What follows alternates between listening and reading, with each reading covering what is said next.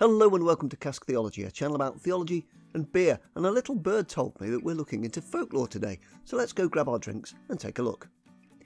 Folklore is a concept that's been around since people first turned up, but as with a lot of things, it hasn't been categorised until much later. The word folklore itself is two words squished together, folk and lore, which anyone who's seen any of these other episodes in this series will have guessed.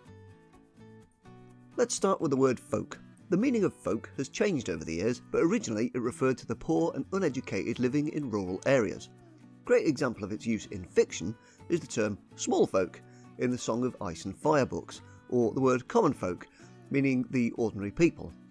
As I mentioned, the usage has changed, and nowadays it's used to reflect a specific group of people that are tied together somehow, rather than denoting the great unwashed. So for instance, theology folk, beer folk, English folk, musical folk, and so on. But originally, it was all about the common people's tales, songs and stories. The word lore, on the other hand, hasn't really changed in meaning over the years, and comes from the Old English meaning instruction. Lore refers to the collection of knowledge and traditions regarding a subject, according to a particular group. So, a great example of this can be found in tabletop games and video games, especially those of the role-playing variety. The two that spring to mind immediately are Warhammer 40,000 and Mass Effect Trilogy, both of which have got material written about almost every detail of their worlds, such as how space travel works or why certain factions don't really get on. In literature, of course, your main man for creating such things was a certain J.R.R. Tolkien, and even movies and TV get involved as well. Star Trek and Star Wars have volumes of stuff written about their backstories and how things work.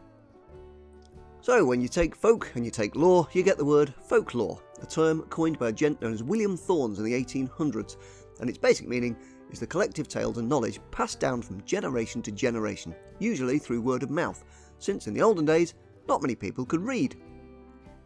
Now folklore is comprised of sayings, tales, jokes, anecdotes, all relating to a particular people or group, and it's generally part of a culture's identity, much like a religion would be. However, religion tends to have rules and official stories. Folklore operates outside of these constraints, and sometimes the lines can get a wee bit blurry, such as in the case of folk religions, where local tales and rituals will merge with a religion. But that's a whole other subject. Folklore isn't just stories to tell around a campfire though, it can also be a tale similar to any of Aesop's fables, or why an object is important, or the backstory of a particular place. It's probably best to give a few examples of folklore now, so you can get a clearer idea of what I'm on about, and some of these things you might have already done, or you already knew about them but didn't really put any thought into it because, well, everyone knows it, or it's something you were taught as a youngster and it just stuck. So, the obvious first example of folklore is folk tales, which include things like ghost stories and stories about fairies and goblins. A great example of an object with a folklore component attached to it is the fairy circle, which are little rings of mushrooms, and these have got many tales associated with them, either as simply a place where fairies meet up in the moonlight, or a more sinister bit of lore where if you disturb one, you'll be cursed by the fairies that made it, and you'll face misfortune. This is a great example of British folklore, since it's only really found in Britain, and as an added bonus, I actually remember being told about fairy circles by a family member back in the mist of time. Of course, Britain doesn't have a monopoly on the stories about fairies, goblins and gnomes. These can be found all across Europe and the world. Scandinavia, of course, has got a ton of folklore concerning trolls and elves, and Romania, we get folktales of vampires and werewolves. You've probably heard of all of these, since in our much more connected world, they're featured in many a movie or a book. Another bit of folklore you might know about concerns folk music and folk dances.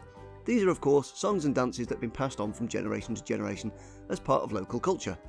Think about the American on his porch with his banjo, or of a pub in the 1800s where drinking songs would be sung to the piano being played in the corner. And for dances, think the polka, and in England the go-to example is Morris dancing. So the big question, is folklore still around today? Well, yes. A modern example of folklore resides in that of the urban legends, which, as with most folklore, is usually told to you by word of mouth, much like a ghost story or a joke. Stories about hitchhikers actually being serial killers, and letters that will cause you misfortune if you don't pass them on. Folklore's still very much around, but it's moved to the internet. Creepypastas and the Slender Man are a product of internet folklore, although it's not spread by word of mouth, they share a lot with the other folklore tales. I'll be delving into tales of folklore and local legends and sayings at some point, so stick around if that sort of thing interests you. since a lot of beers are named after some sort of beastie or creature from myth or folklore. Maybe hit subscribe or something. Folklore, of course, is worth mentioning on the Theology channel because sometimes folktales and myths can get absorbed into an organised religion, or a religion can inspire new folktales. While it isn't strictly theology, you can look into folklore to see how particular theology might have come about. Anyway, that's enough from me. What's your favourite bit of folklore? Do you have a ghost story or tale about a goblin that you're fond of? Why not share it in the comments? Further reading in the description, of course, but until next time, let's all go grab a drink and keep asking questions.